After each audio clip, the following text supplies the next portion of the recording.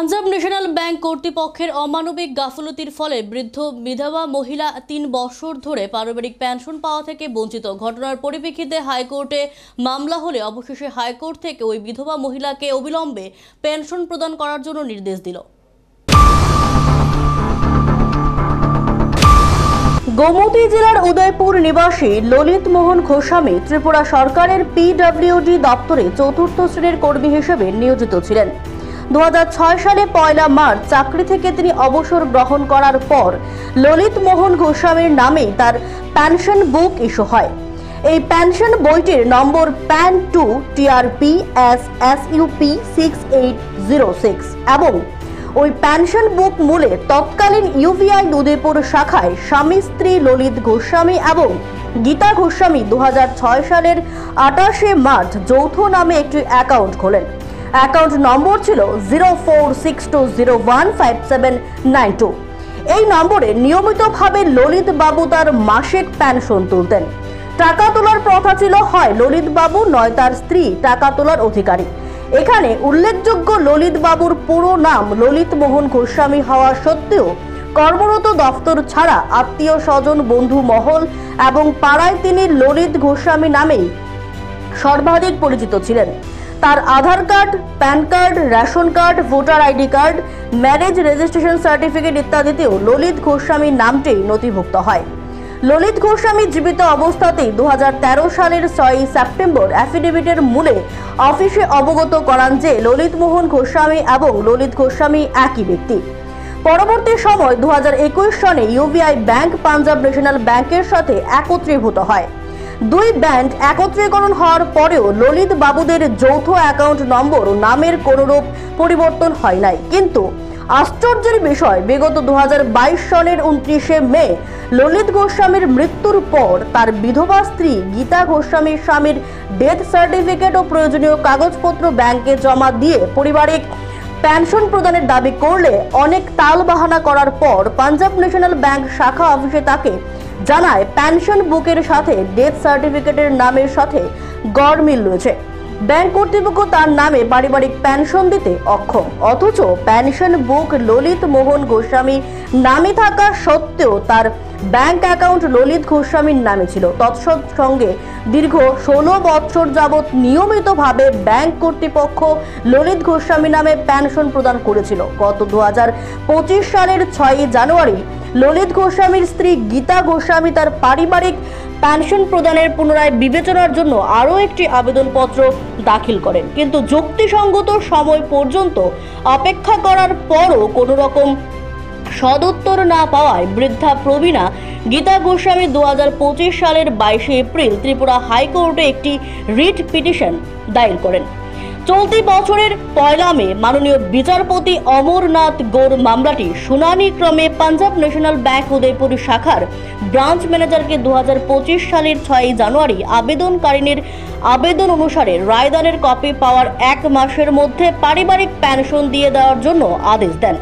প্রয়োজনে branch manager আবেদনকারিনী থেকে বন্ডও রাখতে পারেন। ব্যাংক কর্তৃপক্ষের নিষ্ঠুর আচরণ, গাফিলতি, অজ্ঞতার কারণে দুর্মূল্যের বাজারে প্রায় দীর্ঘ 3 বছর যাবৎ অসহায় বৃদ্ধা মহিলা গীতা গোস্বামী তার ন্যায্য পারিবারিক পেনশন পাওয়া থেকে বঞ্চিত হয়ে আর্থিক দুরবস্থার মধ্যে দিয়ে দিন যাপন করছিলেন।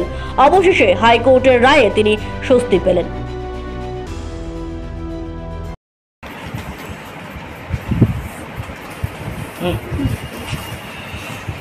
Punjab national bank that is Udaipur ব্রাঞ্চে কর্তৃপক্ষের অমানবিক গাফিলতির ফলে বৃদ্ধা মহিলা 3 বছর পারিবারিক পেনশন পাওয়া থেকে বঞ্চিত।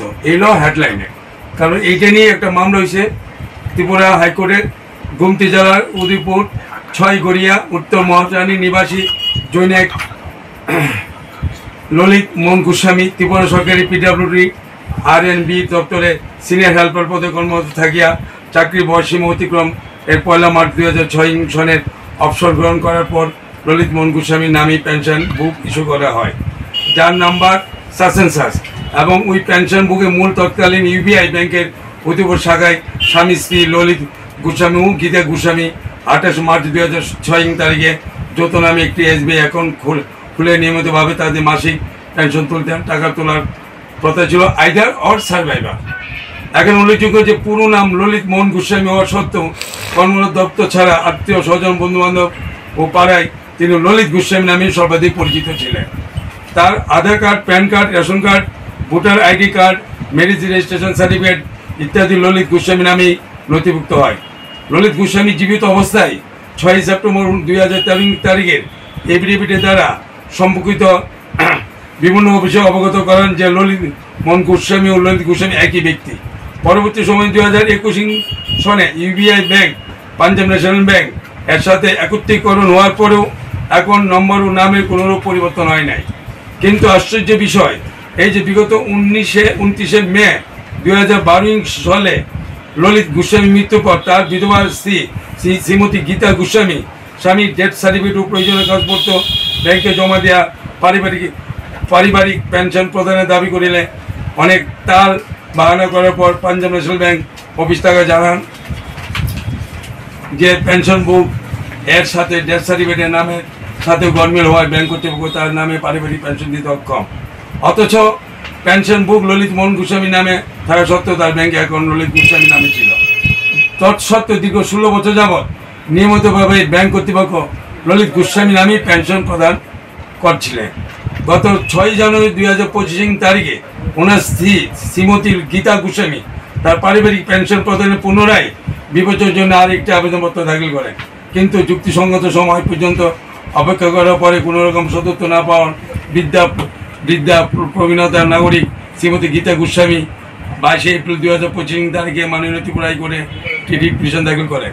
বিগত 1 মে 2025 তারিখে মাননীয় বিচারপতি শ্রী অমরনাথ গৌর মহাশয় মামলাটি শুনানিক্রমে পাঞ্জাব ন্যাশনাল ব্যাংক উদয়পুর শাখার ব্রাঞ্চ ম্যানেজারকে 6 জানুয়ারি 2025 তারিখে আবেদনকারীর আবেদন অনুসারে রায় দানের কপি পাওয়ার 1 মাসের মধ্যে পারিবারিক পেনশন দেওয়ার জন্য আদেশ দেন।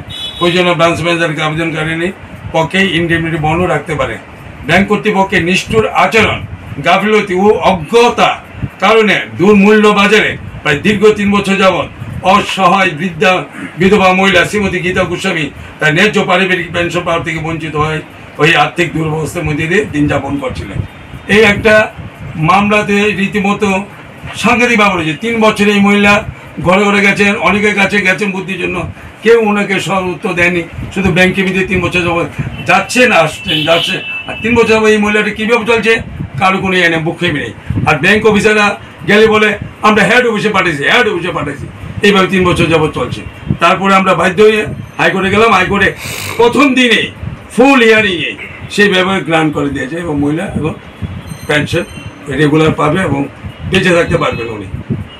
এই বিধবা গীতা গোস্বামীর তরফে মামলাটি পরিচালনা করেন আইনজীবী প্রশান্ত কুমার পাল এবং অমিত বরণ সরকার, সুবীর বৈদ্য, সৌগত দত্ত, হীরালাল দেববর্মা, মৈত্রী মজুমদার, মধুরিমা চন্দ, অভিনন্দন পাল।